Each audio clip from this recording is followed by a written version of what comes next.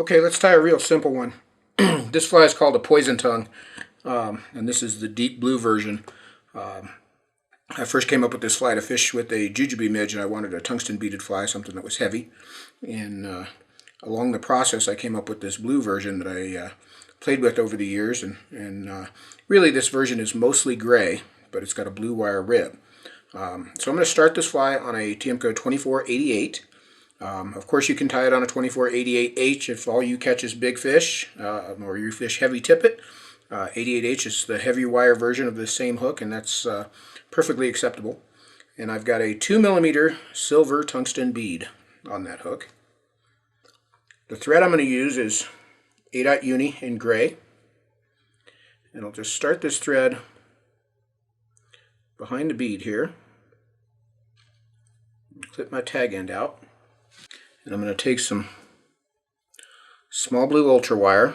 Originally it was Lagartun fine sized blue wire, peacock blue, but that's been hard to come by these days. I do hear that's coming back, and just to make you feel bad, I happen to have a bunch of it because I stashed it, and so I'm going to use this Lagartun, but you're going to have to use UTC. Honestly, the UTC wire, at the time I came up with this fly, the UTC blue color was not the same color blue. It is now, so honestly there's not really a huge difference. This is just what's in my kit bag, so I'm going to go ahead and use this Lagartun. And I'm going to tie this piece of wire in. I'm going to tuck it in behind the bead, into the back of the bead on my near side of the hook. And I'll catch it with a couple turns of thread there. And then I'm going to wrap back over it. And I just want to keep it along the side of the hook.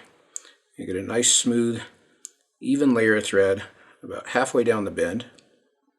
And then I'll come forward again.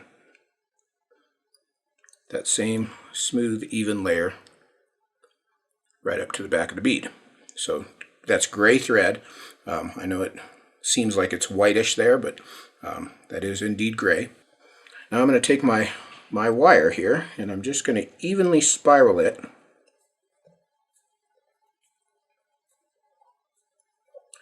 about 7 turns up to the back of the bead, tie it off with a couple of turns, and then with this fine wire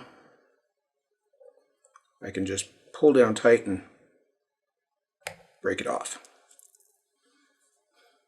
Alright, so now the head on this originally was gray UV ice dubbing, which guess what? Yep, I've got some of that too. They don't make this anymore. The closest color you can get to this dubbing these days is what they call lavender. I'll kind of give you an idea. And I picked this gray because it was relatively bluish. The blue color is a short wavelength and it shows up well in the water, especially under low light. On overcast days I've had just incredible luck with this fly.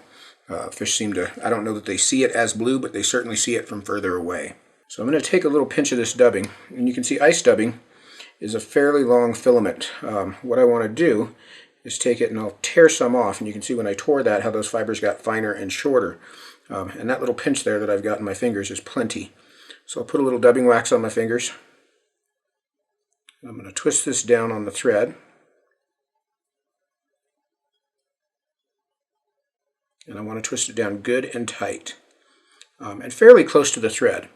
Or I'm sorry, fairly close to the hook. I don't want a lot of bare thread here. And I'm going to build a ball right up against the back of the bead, like so. And then when I whip finish, I'm going to let my whip finish slide off the back of the bead. And when I cinch it down, it'll tuck in. I can trim that thread out. And that is a finished deep blue Poison Tung. Very simple little fly. Don't get carried away with it. Don't add a bunch to it.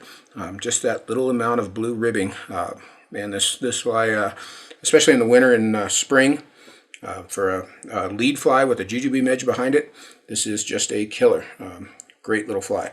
Give it a try. Super easy. You can tie them. Everybody can tie them. Even if you don't tie, you can tie this one. So whip a few up. Let me know what you think.